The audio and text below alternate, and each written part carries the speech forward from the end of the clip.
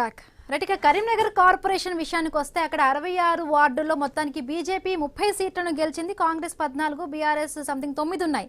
So అక్కడ కూడా ఏర్పడింది. వివేక వెంకటస్వామి గారు, అంటే అక్కడ ఎందుకు కాంగ్రెస్కి ఎంఐఎం కూడా అక్కడ మద్దతు తెలిపింది. బట్ ఇక్కడ హైదరాబాద్ విషయానికి వచ్చేటప్పటికి ఇక్కడైతే కాంగ్రెస్ గెలిచింది ఎంఐఎం మద్దతుతోని. బట్ ఎందుకు అక్కడ అంత సపోర్ట్ ఇచ్చినా కూడా ఎందుకు అంత మద్దతు అంటే ఏంటి? ఇందాక మీరు మాట్లాడుతూ కూడా అన్నారు స్థానిక నాయకులు బలంగా ఉండాలి, అప్పుడే ఈ మున్సిపల్ ఎన్నికల్లో కూడా విజయానికి బాగుంటుంది అన్నారు. బట్ అక్కడ ఎందుకు స్థానికంగా ఉన్న అభ్యర్థిని మంచి క్యాండిడేట్ నిలపలేకపోయారా? అంటే కరీంనగర్, జగిత్యాల ఈ చోట్ల ఏంటంటే స్థానికంగా మాకు నాయకత్వంలో డిఫ్యూట్స్ ఉన్నాయి, గ్రూప్ రాజకీయాలు ఎక్కువ ఉన్నాయి. అక్కడ రాజేందర్ గారు, తర్వాత అట్లాగే మిగతా మిత్రులు ప్రభాకర్ గారు అది వదిలి ఆయన కాన్సన్ట్రేషన్ అంతా హుస్నాబాద్ వైపు చేయడము, ఆయన కరీంనగర్ను పట్టించుకోకపోవడము, అట్లాగే మిగతా మిత్రులు అక్కడ నరేందర్ రెడ్డి గారు, తర్వాత అట్లాగే రాజేందర్ గారు పోటీ చేసి ఓడిపోయిన రాజేందర్ గారు, వీళ్ళ మధ్య నాకు కొద్దిగా సఖ్యత లేని కారణంగా ఒక కారణం. రెండోది, మీరు ఎంఐఎం మాకు సపోర్ట్ చేసింది, ఎంఐఎం సపోర్ట్ చేసింది అని అంటున్నారు. సరే, ఇలా ఎంఐఎం కనుక కరీంనగర్ లో పోటీ చేయకపోతే, నిజామాబాద్ లో ఎంఐఎం పోటీ చేయకపోతే బీజేపీకి సీట్లు వచ్చేటియే కాదు. కరీంనగర్, మహబూబ్ నగర్, నిజామాబాద్ ఈ 3 జిల్లా కేంద్రాలు, అదేవిధంగా ఆదిలాబాద్, ఈ 4 జిల్లా కేంద్రాలు religious wise sensitive part. BJP కోసమే ఎంఐఎం పోటీ చేసింది, మాకోసం. నేను ఓపెన్ చెప్తున్నాను, మా పార్టీ లీడర్లకు కొద్దిగా ఏమైనా వెనక ముందు ఆడవచ్చు. ఎందుకంటే ఎంఐఎం దోస్తాన్ చేస్తున్నది వాళ్ళ స్వార్థం కోసం చేస్తున్నారు, మా పార్టీ కోసం చేస్తలేదు. మమ్మల్ని ముంచడానికే ఎంఐఎం నిలబడి ఉన్నది. మమ్మల్ని ముంచడం కోసం, మమ్మల్ని ఇబ్బంది పెట్టడం కోసమే ఎంఐఎం బీజేపీకి ఇండైరెక్ట్ గా హెల్ప్ చేయడం కోసమే, హిందూ ముస్లిం యొక్క పోలరైజేషన్ కోసమే పనిచేస్తున్న కారణంగానే హిందూ ముస్లిం పోలరైజేషన్ ఆల్రెడీ పార్లమెంట్ ఎలక్షన్ సమయంలోనే కొంత హిందూ ముస్లిం పోలరైజేషన్ తోటే అక్కడ బండి సంజయ్ కానీ, ఇక్కడ అరవింద్ కానీ, అక్కడ నగేష్ కానీ గెలిచినటువంటి సందర్భాలు ఉన్నాయి. కాబట్టి దీన్ని అంత ఈజీగా కేవలం ఏదో బీజేపీ అప్రాప్యతంగా చేసింది అంటే డెఫినెట్ గా ఏమని నాకెంత సపోర్ట్ చేస్తుంది అనుకున్నారో కానీ జూబ్లీ హిల్స్ ఎలక్షన్స్ లో మాత్రం ఆ సపోర్ట్ తోనే కదా నవీన్ యాదవ్ ఇక్కడ గెలిచింది.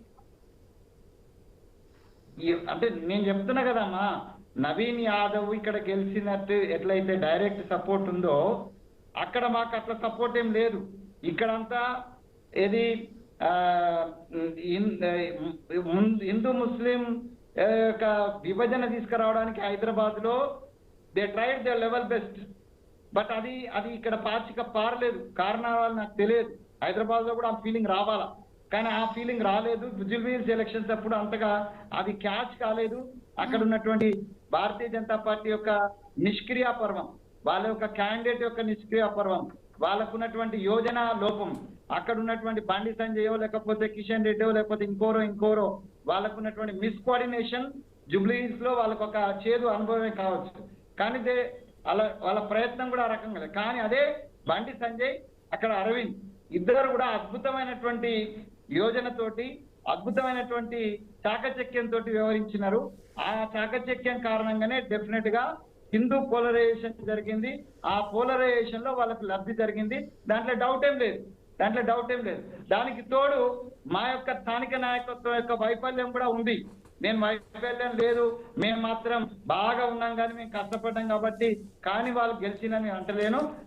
మా నాయకత్వ వైఫల్యంతో పాటు అక్కడ ఉన్నటువంటి ఈ పోలరైజేషన్ కారణంగానే ఇవాళ ఆ 2 చోట్ల మీరు అదే మిగతా చోట్ల ఆ ప్రభావం కనిపించలేదు, అక్కడ మాత్రం కనిపిస్తుంది. అది కొత్తగూడెంలో కనిపించలేదు, నల్లగొండలో కనిపించలేదు. కూడా ముస్లిం జనాభా గణనీయంగానే ఉంటది, కానీ అక్కడ వీళ్ళ ఎంట్రీ లేదు, వీళ్ళ యొక్క ప్రభావం లేదు. రామగుండంలో ఆ విధంగా లేదు, ఈ మంచిర్యాలలో ఆ విధంగా లేదు. సో కాబట్టి మనం కంపారిజన్ చేసుకోవాలి. 2 చోట్ల Nizamabad and Karimnagar is very sensitive. మతపరమైనటువంటి విద్వేషాల విషయంలో వెరీ సెన్సిటివ్. అక్కడ ఉన్న భారతీయ జనతా పార్టీ నాయకులు కూడా ప్యూర్లీ తెల్లారు లేస్తే బండి సంజయ్ హిందూ అనే మాట నుంచి పక్కకు పోడు, గొప్ప హిందూ భక్తుడు, నేను ఆయన అప్రిషియేట్ చేస్తున్నా. అంతకన్నా కట్టర్ హిందువుల మేము, ఆయన ఒక్కడి హిందూ కాదు. కానీ ఆయన దాన్ని క్లెయిమ్ చేసుకుంటున్నాడు, ఆయన లబ్ధి పొందుతున్నాడు. మిగతా పార్టీలకు సంబంధించినటువంటి మా పార్టీ యొక్క నిష్క్రియ పర్వాన్ని కూడా నేను మీ ముందు పెడుతున్నాను. నేను ఓపెన్ గానే చెప్తున్నాను, మా పార్టీకి రేపు సమీక్ష జరిగినా కూడా నేను అక్కడ ఉన్నటువంటి నాయకత్వాన్ని ఇంక్లూడింగ్ ద శ్రీధర్ బాబు గారితో సహా పాటుగా అక్కడ ఉన్న జిల్లా నాయకత్వం, ఉమ్మడి జిల్లా నాయకత్వంలో అటు జగిత్యాలను కానీ ఇటు కరీంనగర్ కానీ మేనేజ్ చేయడంలో మా రాష్ట్ర నాయకత్వంలో ఉన్నటువంటి అక్కడ అంటే రాష్ట్ర స్థాయిలో ఉన్నటువంటి ప్రభాకర్ అన్న లేకపోతే శ్రీధర్ అన్న ఇద్దరు కూడా వారు పూర్తి బాధ్యత వహించాలి. డెఫినెట్ గా మేము సాక్ష్యాలు అది కూడా చర్చిస్తామండి.